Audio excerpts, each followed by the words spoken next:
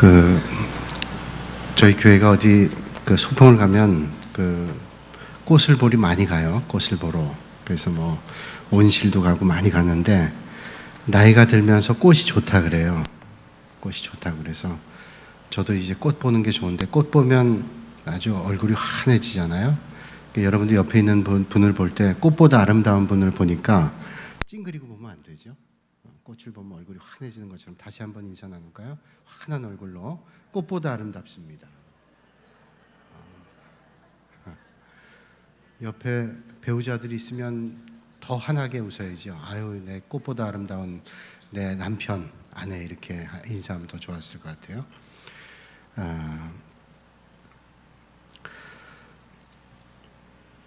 오늘 이제 그 사도행전 말씀이 이제 마무리로 가요. 사도행전을 한마디로 얘기한다면 성령의 행전이다, 또 교회 행전이다, 그렇게 얘기할 수 있어요. 바울을 통해서 복음이 전파되고 하나님의 역사가 계속 일어나는 일들, 거기에 방해하는 일도 있고 핍박도 있고 어려움도 있지만 하나님의 역사를 막을 수 있는 존재는 아무도 없어요. 잠시 어려움이 있지만 하나님의 역사는 계속되는 거예요. 그 하나님의 역사 앞에 어떻게 쓰임받는가 하는 게 중요한 거죠. 어제 그 사역훈련, 제자훈련 이제 훈련이 있었는데 훈련 전에 오늘 마침 그 해당되는 분들이 예배 잘 나오신 분들인데 오늘 안 계세요. 그러니까 제가 마음 편히 말해도 될 것 같아요. 여러분 누군지 모르시니까. 예배 전에 사역훈련 하는 분 한 분이 저한테 그러는 거예요. 목사님, 이 훈련 끝난 다음에 저 잠깐 좀 뵈면 안 될까요? 예, 그 오세요. 그리고선 누가 좀 뭘 보자 그러면 전 걱정이 돼요. 그래서 뭐 때문에 그러실까 잠깐 걱정은 했는데 저분이 무슨 또 시험거리가 있나 또 뭐 아픈 일이 있나 힘든 일이 있나 그런 생각이 들잖아요. 그래서 마음속에 기도하면서 제발 좋은 일이기를, 힘든 일들이 없어지기를, 그런 생각 가지고 있었어요. 계속 신경이 좀 쓰였는데 사역훈련에 들어갔는데 제 앞에 봉투가 하나 와 있어요. 봉투. 그래서 헌금 봉투가 하나 와 있어요. 그래서 보니까 태국 선교 헌금 이렇게 와 있어요. 돈이 액수가 꽤 큰 거예요. 그래서 집사님이 형편이 아주 여유 있는 분도 아닌데 아주 큰 헌금을 하셨어요. 그래서 태국에 보내시는 헌금이에요. 그랬더니 예, 태국에 신학교 건축을 한다 그러는데 생각하지 못한 돈이 생겼어요. 그래서 이 생각하지 못한 돈이 생각하지 못하고 없어질까봐 태국에 신학교 건축을 한다고 하는데 거기 헌금하시겠다고. 참 귀한 일인데 마음속으로는 이렇게 하셔도 될까 하는 조금 걱정이 생겼어요, 마음에. 근데 하시겠다 그래서 너무 감사하고 기쁘다 생각하고 같이 기도하고 그렇게 보내기로 했어요. 그래서 이제 이번 주일날 헌금봉투 들어갈 거예요. 장로님, 선교위원장 알고 계시죠? 목적으로 들어가는데 그래서 제가 그 헌금봉투를 사진으로 찍어가지고 그 쉬는 시간에 태국의 선교사님한테 보냈어요. 그 봉투에는 액수와 그 집사님 성함이 쓰여 있잖아요. 그래서 보냈어요. 이렇게. 그래서 곧 이제 다음 주에 우리 교회 입금했다가 보내게 될 겁니다. 그렇게 해서 보냈어요. 그리고 수업이 끝날 때쯤 보니까 답장이 왔어요. 뭐라고 답장이 왔냐면 오 할렐루야 이렇게 왔어요.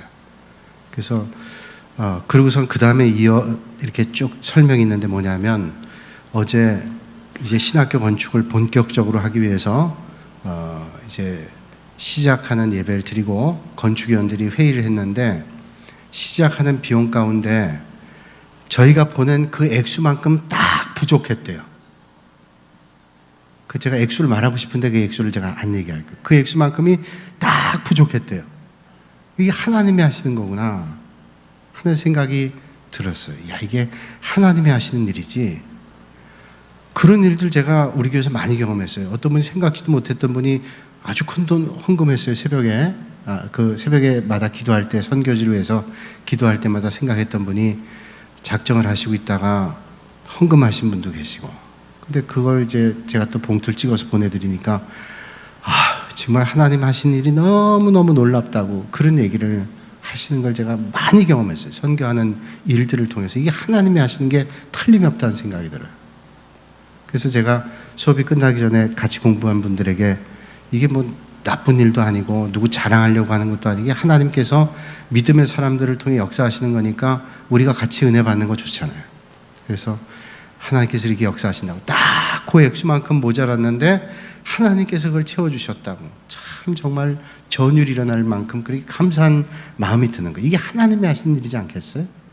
아까 우리 문정순 권사님 기도하시는데 우리 교회가 선교적 교회가 되길 위해서 기도하시는데 제가 감사했어요. 맞아요.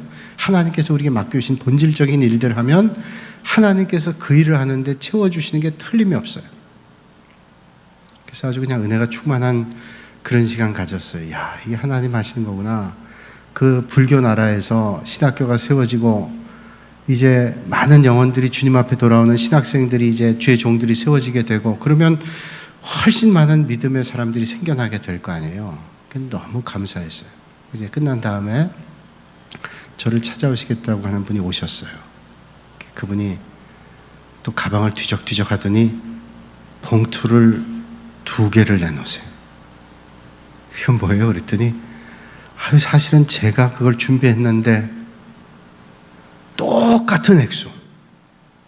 그러니까 이분은 내가 사역훈련에 들어가기 전에 이미 그걸 준비했는데 중간에 누군가 하신 거예요. 근데 또 그분이 똑같은 액수를 하시고 하나 더 했어요. 하나는 제가 교회 홈페이지 들어갔는데 필리핀의 해변 마을에 그 어려운 아이들이 많은데 새로운 선교지를 개척하셨다고 하는데 그 마카카 어린이들을 위해서 이거 하나 도와달라고 똑같은 액수. 그리고 또 하나는 똑같은 액수에 그 액수를 또 헌금을 하셨어요. 이건 태국의 그 신학교 건축 헌금으로. 그러니까 신학교 건축을 하는데 필요한 액수의 2배가 생긴 거예요. 그리고 또 필리핀에도 보내게 되고. 이게 하나님이 하신 일은 부족하지 않구나. 배구나 이게 하나님의 역사는. 그걸 보냈더니 그 선교사님이 너무 기뻤던지 같은 건축위원들 한국에서 또 그 건축을 위해 돕기 위해서 가신 장로님 계세요. 부천노에서 파송한 장로님 계신데 이분이 건축을 잘 하시는 분이라 건축을 돕기 위해서 가시고 또 동역하는 목사님 이렇게 4분이 카톡방을 해가지고 그걸 나누는데 이게 하나님이 하신 일이다. 여러분 하나님의 일 할 때 방해도 있어요. 어려움도 있어요. 왜? 당연히 있죠. 왜냐하면 사탄은 하나님의 귀한 일들을 하는 것을 원하지 않아요. 그러나 아무리 방해해도 하나님의 역사는 절대로 끝나지 않아요. 왜? 하나님이 하신 일이니까. 저는 여러분들이 하나님의 일들에 아름답게 쓰임받으실 수 있기를 주님의 이름으로 축복합니다. 제가 교육전도사를 할 때 서울의 어떤 교회 이제 신학대학원 다니면서 교육전도사를 했어요. 그때는 교회에서 장학금을 주는 경우가 별로 없었어요. 근데 그 교회는 많은 돈은 아니지만 장학금을 줬어요. 그때 그전에는 그러지 못했는데 저 때부터 이제 조금씩 주셨어요. 참 감사하게 생각했는데 그래서 학교에서 공부 열심히 해서 장학금 받고 교회에서 장학금 받으면 이제 학비 등록도 하고 조금 이제 책값도 받을 수 있을 정도로 그렇게 있었는데 한 번도 교회가 건축을 한다 그래서 긴축을 하는 거예요. 근데 긴축을 해도 신학생 장학금 하는 걸 긴축해서는 절대로 안 되잖아요. 근데 어떤 분은 우리가 교회가 어려운데 모든 걸 다 줄여서 해야 되는데 이것도 좀 줄이면 안 될까? 그런 생각을 가지고 있는 사람들이 몇 사람 얘기를 했어요. 그거 가지고 뭐 갑론을박을 했어요. 저는 그냥 제가 본인이니까 그만두세요. 그러고 싶었는데 그걸 또 제가 얘기할 수 있는 입장도 아니잖아요.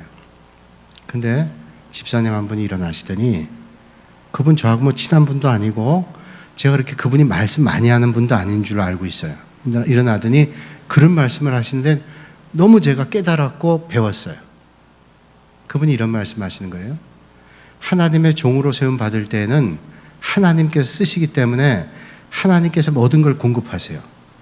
그런데 그 공급하는 일에 우리가 쓰임받으면 우리가 축복이에요. 근데 우리가 그 일에 쓰임받지 못하면 축복의 자리를 뺏기는 겁니다. 그러니까 여러분 교회 건축을 해도 이 좋은 일은 절대로 뺏기면 안 돼요.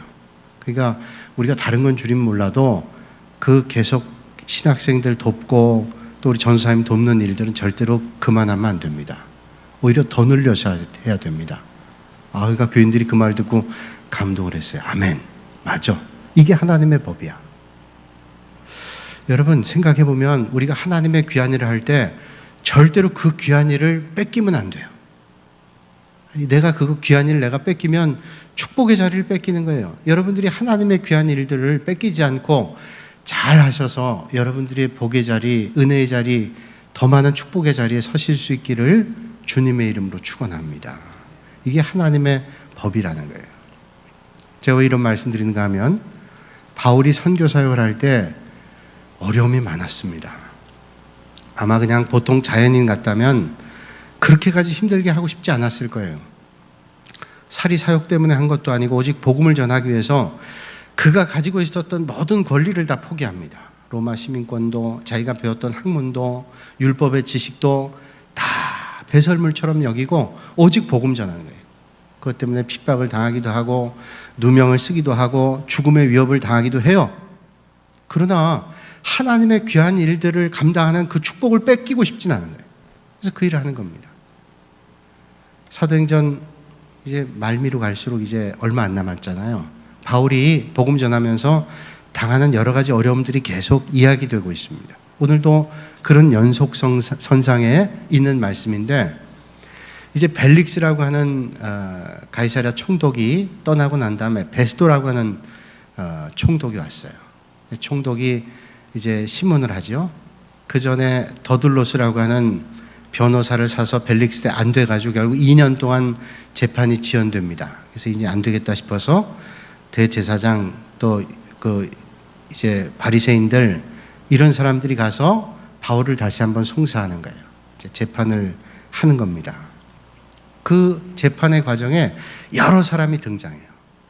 하나님의 일들을 계속하게 하기 위해서 애쓰는 바울이 있는가 하면 그 일들을 방해하는 사람들이 있어요. 그러나 아무리 방해한다 할지라도 하나님의 역사는 끊이지 않고 계속되고 그 와중에도 하나님의 역사 가운데 도움을 주는 사람들, 하나님의 일들을 감당하는 귀한 사람들이 있어요. 오늘도 우리가 영적으로 바로 서서 하나님께서 기뻐하시는 일, 어렵고 힘들다 할지라도 잘 감당하실 수 있기를 주님의 이름으로 축복합니다. 제가 어제 그 말씀드린 것은 뭐 사람 누구를 자랑하려고 하고 드러내려고 하고 싶은 마음 전혀 없어요. 하나님의 일에는 이런 분들이 있어요. 그게 물질이 많은 분들이 하는 것도 아니고요. 하나님께 쓰시는 사람들이 있어요. 그 하나님의 부르심에 아멘하고 쓰임받는 사람들이 쓰임받는 거예요. 제 아내하고 오면서 그런 얘기 했어요. 참 저분은 복을 안 받을래 안 받을 수가 없다. 하나님은 부자시고 하나님은 전능하시고 모든 걸 가지고 계신 분인데 저렇게 하는 것을 보면서 어떻게 하나님이 복을 안 주시겠나. 아멘이세요? 저는 그 철저하게 아멘이에요. 하나님께서 그래서 복을 받을 만한 사람 복을 받는구나 그런 생각을 해보게 돼요. 오늘 이 바울의 사역 가운데 몇 사람이 오늘 등장하는데 유대 사람 등장합니다. 유대 사람은 누구예요? 바울을 송사한 고발한 사람들입니다. 왜 저 사람들이 바울을 고발을 했어요? 표면적인 이유는 뭐냐? 종교적인 이유입니다. 또 정치적인 것 갖다 결부했지만 종교적인 것, 정치적인 것들을 포함해가지고 고발해요. 근데 그 표면적 내용은 그건 뭐냐면 저들의 신앙은 우리의 신앙과 맞지 않다는 거예요. 바울의 신앙은 저들 예수 믿는 사람들의 신앙은 우리 유대 율법과는 맞지 않다. 그게 표면적인 이유예요.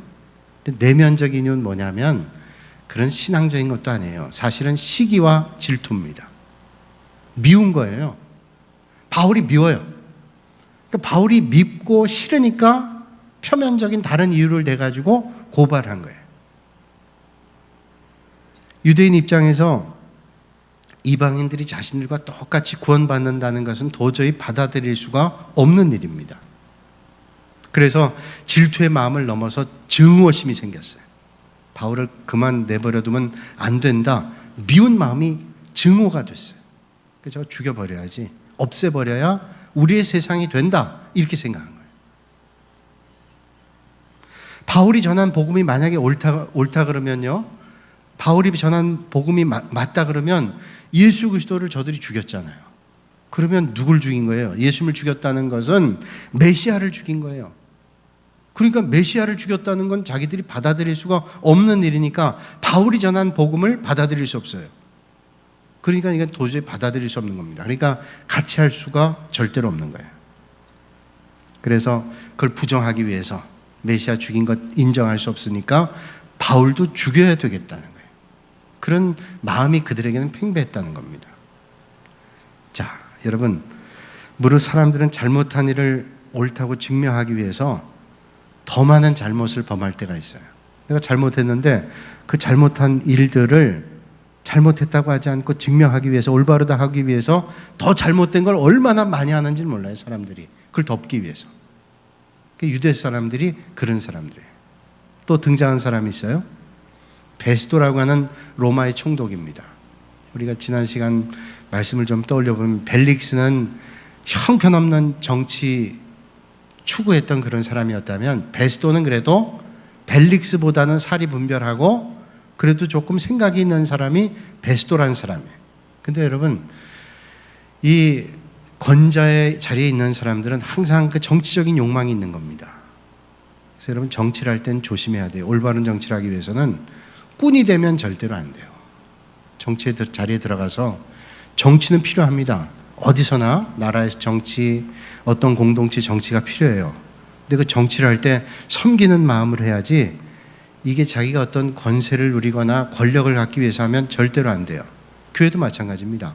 어떤 권한이 주어지면 그 섬기는 마음으로 해야지 이게 내 권한 가지고 내가 군림하겠다고 생각하면 세상 사람하고 똑같아요.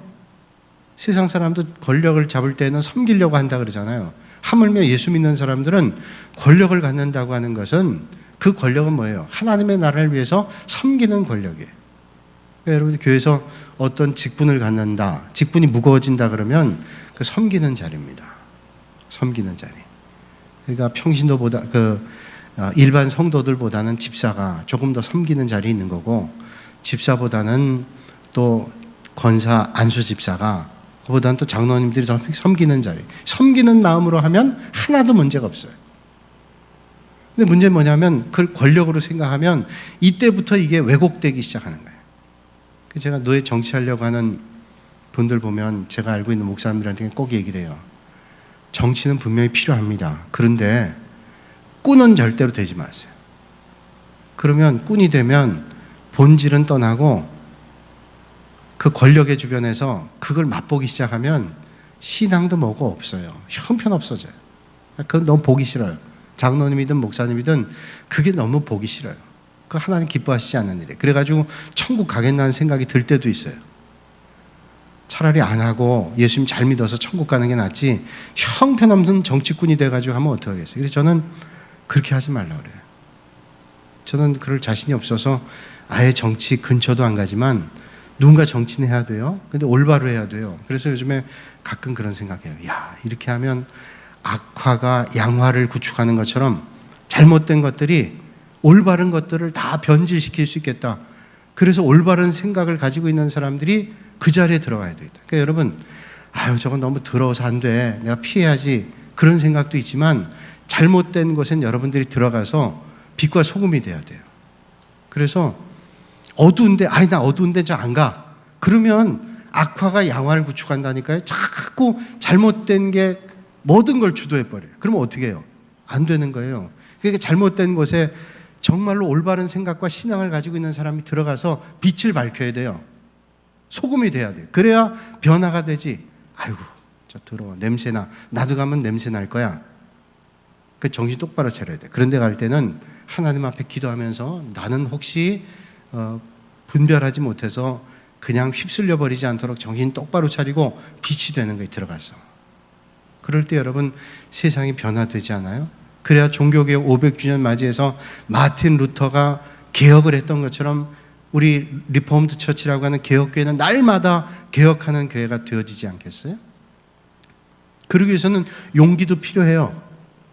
왜냐하면 비난하잖아요. 썩어 있는 곳에 가서 자꾸 빛을 밝히면 그 썩는 걸 방지하면 비난을 합니다.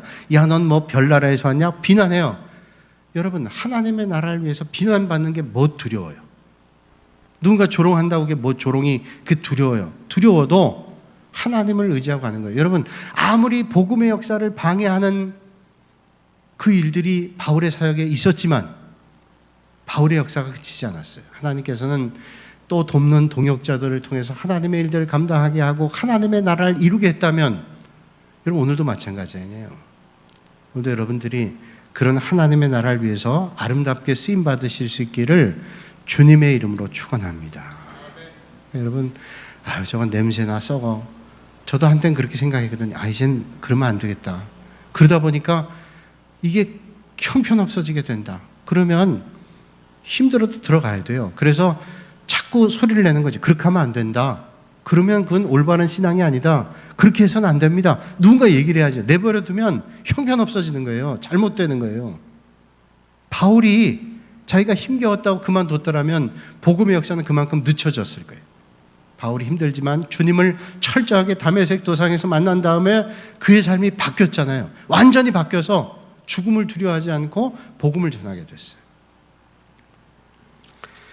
여러분, 베스도는 로마의 총독입니다. 특별히 가이사랴 그 지역을 다스리는, 유대를 다스리는 그런 총독입니다. 그러니까 이 권한이 대단해요. 왜냐하면 다스리는 나라의 최고의 권력을 가지고 있는, 물론 황제는 아니지만 그 지역을 다스리는 분봉왕 같은 거란 말이에요.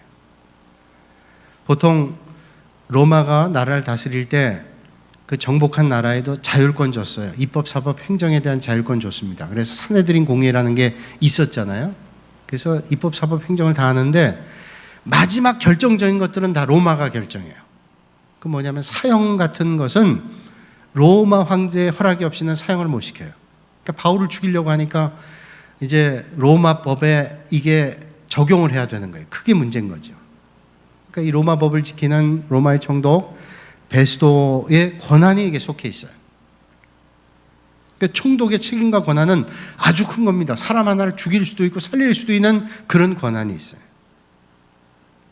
그런데 이 베스도에게는 딜레마가 하나가 있는데, 로마의 총독으로서 로마법을 지켜야 되고 공정한 판단을 해야 되는 그런 책임과 권한이 있지만, 또 하나는 뭐냐 하면 로마의 총독으로서 정복한 나라의 백성들을 잘 다스려야 돼요. 특별히 밀란이나 반란이 일어나지 않도록 이걸 막아야 돼요.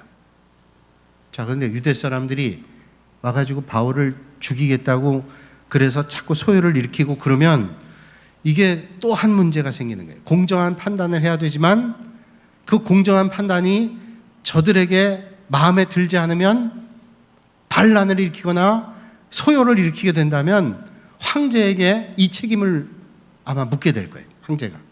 벨릭스도 그것 때문에 좌천됐단 말이에요. 전임자도. 그러니까 베스도는 그런 부담이 컸어요. 신임으로 와서 예루살렘 가서 그 유대 지도자들 만나고 왔잖아요. 와서 이제 재판을 바로 시작을 하는데 그 부담이 있었을 거예요. 저 사람들이 요구하는 게 뭔지를 알아요. 이렇게 하면 너 아무 탈 없이 네 임기 동안 잘하다가 고가 점수 잘 받고 더 승진할 수 있는 기회가 있을 거예요. 그런 무언의 압력도 있었단 말이에요. 느꼈을 거예요. 그러나 이 사람이 공정한 또 판단을 해야 되는 거 아니에요. 그게 지도자로서의 올바른 책임 아니에요. 이 두 가지가 그에게는 갈등 요소였을 거예요. 그러니까 양쪽 눈치를 보는 거예요. 로마 황제도 생각해야 되고 또 유대 사람들을 눈치도 봐야 되고 공정한 판단도 해야 되고 뭐 이런 복합적인 생각들이 베스도의 마음 가운데는 있었을 거란 말이죠. 틀림없이 있었어요. 베스도는 물론 벨릭스보다는 모든 면에서 괜찮았던 사람이라고 성경은 말씀하고 있어요. 그러나 이 사람이 정치하는 사람으로서 그런 한계가 있어요. 여러분, 정치하는 분들 보세요. 국회의원들 보면 또 정치하는 사람들 보면 어떤 소신껏 한다고 하는 사람도 있지만 결정적인 순간에 어떤 때에는 그 소신을 슬그머니 접을 때도 있어요. 그래서 이게 절대로 올바르지 않습니다 하다가 이게 여론이 조금 힘들면 그 여론에 따라서 끌려갈 때도 있어요. 물론 안 그러는 사람도 있지만. 왜? 이게 자기가 또 정치를 계속하기 위해서는 표를 얻어야 되는데 표를 잃어버리는 일을 하고 싶은 사람이 없어요. 정치하는 사람. 우리는 그럴 염려가 없잖아요. 우리는 믿음으로 올바로 서는 게 가장 중요한 거니까 그런 눈치 볼 필요가 없어요. 바울도 그럴 눈치를 볼 필요가 없어요. 근데 이 베스도는 역시 정치인이란 말이에요. 그러니까 이 눈치를 봐가면서 아주 이게 지혜롭게 해야 될 필요가 있어요. 이게 딜레마예요. 그에게는 이러지도 저러지도 못하는 딜레마였다는 거예요. 자, 여기에 또 한 사람이 나오는데 아그리빠라는 사람이 나와요. 자, 유대 사람들, 유대 지도자들, 그 다음에 베스도라는 총독, 그 다음 아그리빠라는 왕. 아그리빠 왕은 뭐예요? 이 사람은 로마의 황제가 아닙니다. 아그리빠 왕은 유대 왕이에요. 아니, 지금 정복된 나라에 무슨 왕이 있어요? 그러나 입법사법 행정에 대한 상당한 권한을 줬고요. 명목상의 왕을 뒀어요. 아그리빠 왕. 그러니까 권한은 없는데 상징적 의미의 왕이에요. 그 아그리빠 왕이 있었다는 거예요.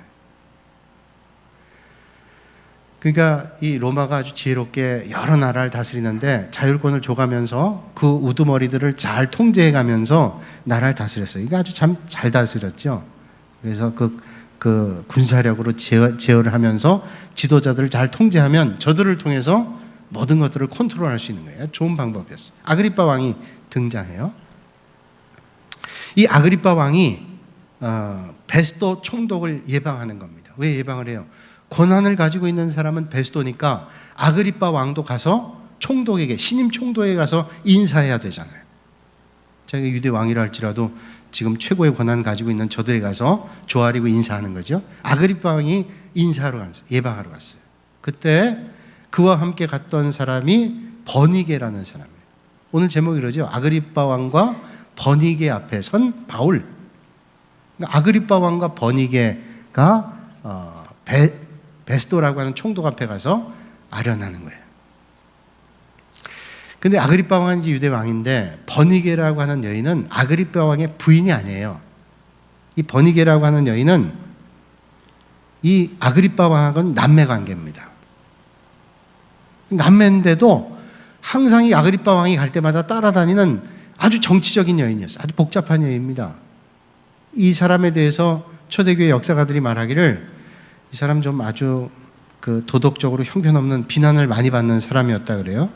또 아주 복잡한 그런 삶의 자리에 있었던 부도덕한 사람이고 왕비가 아닌데도 공개석상에 그 아그리빠 왕과 함께 갔던 그런 버니게라고 하죠. 이게 특별하잖아요. 그러니까 뭐 왕비랑 같이 간 것도 아니고 남매지간인데 버니게 갔다는 게 좀 웃긴 얘기 아니에요? 그런데 이 베스도 총독 앞에 이 두 사람이 갔어요.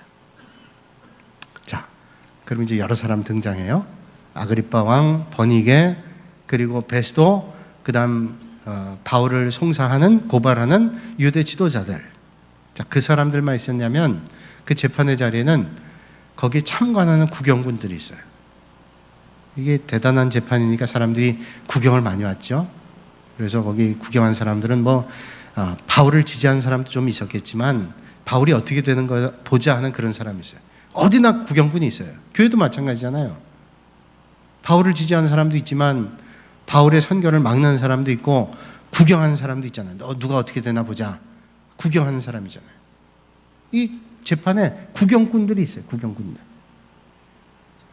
자, 버니게라는 여인이 어떤 여인인지 아그리빠 왕이 어떤지 가까이 볼 수 없었는데 이제 보게 된 거예요. 베스도 총독도 보면서 재판하는 거예요. 이 사람들의 관심은 뭐냐? 오직 구경입니다. 구경. 누가 뭐 어떻게 되든 상관이 없어요. 구경하는 사람. 여러분, 오늘 우리의 삶의 자리에도 여러 사람들이 있습니다. 다양한 사람이 있어요. 하나님의 나라에도 하나님의 나라를 위해서 비난을 받아도 하나님의 일을 위해서 애쓰는 사람이 있는가 하면 하나님의 나라 일을 한다고 하면서 어떤 때는 잘못된 생각으로 주님의 일을 막는 사람도 있어요. 또 어떤 때는 구경하는 거예요. 뭐 누가 되든 뭐 상관이 있나. 구경하는 사람도 있어요. 방관하는 사람이 있어요. 도대체 어디에 관심이 있냐? 주님의 나라를 위해서 상관이 없어요. 구경하는 사람도 있어요. 여러분, 오늘 삶의 자리에는 다양한 사람이 있습니다. 오늘 이 말씀 보면서 나는 어떤 사람인가? 하나님의 나라를 위해서 나는 어떤 사람인가? 뭐 상관없어. 하나님의 나라, 내가 예수 믿고 천국 가면 되는 거지. 그런 사람이 의외로 많아요. 나는 예수 믿고 그거 잘 믿는 거 아니에요. 예수 믿고 천국 가는다. 그렇게 해서 예수 믿고 천국 간다 그래요? 예수 믿고 천국 간다는 건 쉬운 일이 아닙니다. 하나님의 은혜로 가는 건데 하나님의 뜻대로 살아야죠. 하나님 뜻대로. 그 주님 말씀하시기를 나보러 주여 주여 하는 자마다 다 천국 가는 게 아니라는 거예요. 그 뭐냐, 하나님의 뜻대로 살아야 돼요. 하나님의 뜻에 거스르는 것에 대해서 외면하고 방관하고 그러면서 하나님의 나라를 간다? 글쎄 모르겠어요. 하나님의 뜻대로 살려고 애를 써야 돼요. 힘들어도. 그걸 말씀하잖아요. 오늘 바울의 선교 사역에 여러 사람들이 있습니다. 다양한 가치관이 있어요. 이런저런 관심이 있어요. 어떤 사람은 교회를 나오지만 물질에 관심이 있는 사람이 있고, 어떤 사람은 교회를 나오지만 권력에 관심이 있고, 어떤 사람은 교회 나오지만 내가 주도권 잡아야지 이런 사람이 있고, 어떤 사람은 나는 천국 가면 돼 이런 사람이 있고, 어떤 사람은 자기를 포기하면서라도 주님의 나라를 위해서 애쓰는 사람이 있어요. 여러분은 어떤 사람이세요? 어떤 믿음의 길을 걸으시고 싶으세요? 적어도 여러분들이 바울과 같이 하나님의 복음을 위해서 기꺼이 믿음의 길을 따라가실 수 있기를 주님의 이름으로 축원합니다. 여러분, 예수 믿는 것은 그저 편안하게 그렇게 믿을 수가 없어요. 그렇게 믿으면 믿음 다 잃어버려요. 믿음은 전투예요. 전쟁이에요. 왜냐하면 마귀가 우는 사자처럼 두루다니면서 믿는 사람들을 실족하려고 하는데, 가만 편안히 있다가 예수 믿고 천국 갈 수 있어요? 안 돼요. 저도 옛날에 한때 그렇게 생각한 적도 있는데 아니더라고요, 보니까.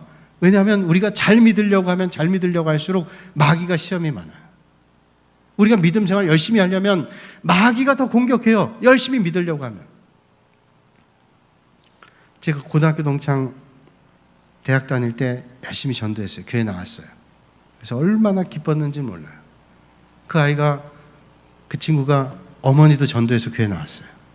열심히 믿었어요. 그 어머니가 이제 나중에 권사님 됐어요. 믿음 생활 했는데 전도한 지 얼마 안 됐는데요. 그 형이 한 대여섯 살 위에 있는 형인데요. 그 집에 그 빌딩을 하나 가지고 있었어요. 그 답심이라는 동네에. 그래서 그 건물을 하나 가지고 있었는데 5층에 살고 아래는 다 세를 줬어요. 근데 5층에서 형이 뛰어내렸어요. 예수 믿은 지 얼마 안 됐는데, 그때 제가 어렸지만 대학 다닐 때지만 가슴이 철렁하더라고요. 아니 이제 막 예수 믿어서 은혜 받으려고 하는데 왜 이런 시험이 오나? 그게 걱정됐어요. 제가 그 신방인지도 모르고 갔어요. 그래서 뭘 얘기할 줄도 모르면서 갔어요. 그래서 뭘 얘기하려고 그랬는데 뭘 얘기해야 될지 모르겠고, 하여튼 안 가면 안 될 것 같아서 갔어요. 근데 그 어머니가 하는 얘기가 너무 놀라웠어요. 그 어머니가. 근데 뛰어내렸는데 죽진 않고요. 다쳤어요. 심하게 다쳤는데 다행히 장애는 입지 않고 한 몇 달 동안 입원했다가 퇴원했어요. 그래서 치료를 다 받았어요. 근데 입원해 있는 동안 제가 그 어머니 뵀는데 그 어머니가 그러는 거예요. 저기서 이제 실족하고 실망해서, 내가 다른 종교 믿다가 예수 믿다가 이런 우한을 만나는데 그리고 믿음 다 잃어버릴 줄 알았는데, 그 어머니가 놀라운 얘기를 하는 거예요. 내가 다른 종교를 믿다가 예수 믿으니까 그 다른 종교의 신이 나를 자꾸만 못되게 한다고. 그러면서 더 잘 믿어야 되겠다. 난 그래서 그 얘기를 듣고 너무 감사해요. 더 잘 믿어야 되겠대요. 이제 예수님을 더 잘 믿어야 되겠대요. 시험이 오니까 예수님을 더 잘 믿어야 되겠대요. 그거예요. 여러분, 시험이 올 때 어떻게 해야 돼요? 예수님을 더 잘 믿으셔야 돼요. 시험이 없을 때는 설렁설렁 주일날만 예배당 가도 시험이 없으니까 그 믿음이 가까스로 유지될지는 몰라요. 그런데 시험이 오면요, 흔들흔들했던 믿음은 다 무너져요. 형편없어져요. 여러분, 마귀는 우는 사자처럼 믿음의 성도들을 넘어뜨리려고 틈을 보고 있는데, 설렁설렁 믿어요. 다 넘어가요. 다 쓰러져요. 설렁설렁 믿지 말고 철저하게 주님을 바라보실 수 있기를 주님의 이름으로 축원합니다. 시험이 오면요, 이게 시험이 오는데, 그럼 어떻게 해요? 더 잘 믿으셔야 돼요. 더 예배 생활해야 되고, 더 기도 생활해야 되고, 말씀도 들어야 되고. 난 목사님 말씀이 안 들리는데, 그러면 인터넷에 얼마나 많은 말씀이 있어요. 들어요. 말씀을 자꾸 들으면 은혜가 되고, 말씀을 자꾸 들으면 힘이 생기고, 말씀을 자꾸 들으면 용기가 생기고, 은혜가 되고, 믿음이 생기는 거예요. 여러분, 틀림없어요. 말씀을 들으면 은혜가 생겨요. 말씀을 들으면 믿음이 생겨요. 그래서 어떤 시험이 와도 시험을 이길 수 있는 힘이 생기는 거예요. 우리가 시험을 피할 수 있으면 좋은데, 어떤 때는 하나님께서 우리에게 지난 주일날 말씀드렸죠. 트라이얼이라고 하는 건 하나님께서 우리를 시험하는 거예요. 왜? 훈련하는 거예요. 그 시험은 하나님께서 우리에게 주실 때가 있어요. 왜? 그래야 우리의 믿음이 강건해지니까. 그때는 어떻게 해요? 아, 이거 하나님께서 나에게 훈련하게 하시는구나. 그래서 더 믿음의 자리에 와서 하나님 앞에 예배드려야 돼요. 근데 사람들이 시험이 오면요, 다 많은 사람들이 넘어져요. 그래서 낙심하고 좌절해요. 그 마귀가 좋아하는 거예요. 마귀가 하하 저거 봐라. 그 마귀가 시험을 주는 거예요. 자꾸만 넘어뜨리려고. 그 조금만 시험은 넘어지는 거예요. 여러분, 오늘 이 밤에 혹여라도 여러분 마음에 시험이 온다면, 아, 이거 마귀가 나에게 시험 주는구나, 이런 고민을 주는구나, 그걸 아시고 더 기도하세요. 더 말씀을 사모하시고 은혜 앞으로 나가시면 하나님께서 은혜를 베풀어 주실 줄로 믿습니다. 그래서 여러분, 이 바울이 그런 어려움이 있었지만, 바울이 어려움 와서 아유 내가 이렇게 복음 전하다가 난 제대로 살질 못하겠다 그랬으면 복음의 역사가 누구를 통해서 일어났겠어요? 시험이 와도 하나님이 맡겨주신 거다라고 생각하고 했기 때문에 하나님의 역사가 일어나요. 오늘도 마찬가지. 오늘도 하나님의 역사는 그런 믿음의 사람들을 통해 일어나요. 저는 여러분들이 그런 믿음의 사람들이 되시기를 주님의 이름으로 축복합니다. 우리 교회 큰 시험이 왔었잖아요. 뭐 그걸 부인할 수 있어요? 근데 그 시험은 이기는 겁니다. 시험은 이기는 거지, 시험은 이기면 돼요. 그러면 우리의 믿음이 더 든든해지게 되는 거예요. 그때 시험이 오니까 넘어지는 사람도 있고 좌절하는 사람도 있잖아요. 마음에 상처도 있고, 저도 상처를 입는데 얼마나 많은 사람들이 상처를 입었겠어요. 그때 우리가 누굴 봐야 돼요? 주님 바라보면서, 하나님, 우리가 시험이 있지만 이 시험을 우리를 강하게 하시는 하나님의 은혜인 줄 믿고 더 믿음의 자리, 기도의 자리, 말씀의 자리로 가서 내 믿음이 자라겠습니다. 그러면 되는 거예요. 그럼 하나님께서 우리에게 은혜 주시는 거예요. 여러분 삶의 자리에 어떤 시험이 있다 할지라도 그 시험 때에 주님을 바라보세요. 하나님께서 은혜 주실 거예요. 그래서 우리가 그전과는 다른 그런 믿음의 사람이 될 거예요. 저희 아파트에 제가 새벽에도 사역반에서 말씀드렸는데, 저희 아파트에 올라가면 거울이 하나 있어요. 거울이 있는, 저희 집에 온 사람들 보실 거예요. 혹시 오시면 그거 보세요. 거울이 있는데 거울 위에 글귀가 하나 있는데, 험한 풍랑은 유능한 선장을 만듭니다. 그래서 내가 풍랑 가운데 있을 때 그 말씀을, 그 글을 보면서 힘을 많이 얻어요. 험난한 풍랑은 유능한 선장을 만드는구나, 힘을 얻었어요. 근데 한 보름 전부터 글귀가 바뀌었어요. 악이 때로는 승리하는 것 같아도 절대로 정복은 못한다. 정복은 못해요. 누가 나를 보라고 매번 바꿔줘요, 이렇게. 그래서 근데 그걸 보면서 매일 오르락내리락 하면서 몇 번을 오르락내리락 하면서 보잖아. 그래, 맞아. 하나님의 역사를 막을 수 있는 사람은 아무도 없어. 그러면 우리는 하나님의 역사 앞에 쓰임 받아야 되잖아요. 여러분, 어떤 시험이 와도 시험은 아무것도 아니에요. 왜? 전능하신 주님 바라보면 되니까. 오늘도 이 밤에 여러분 주님 바라보셔서 주님 주신 능력으로 승리하는 삶을 살아가실 수 있기를 주님의 이름으로 축원합니다. 기도하겠습니다.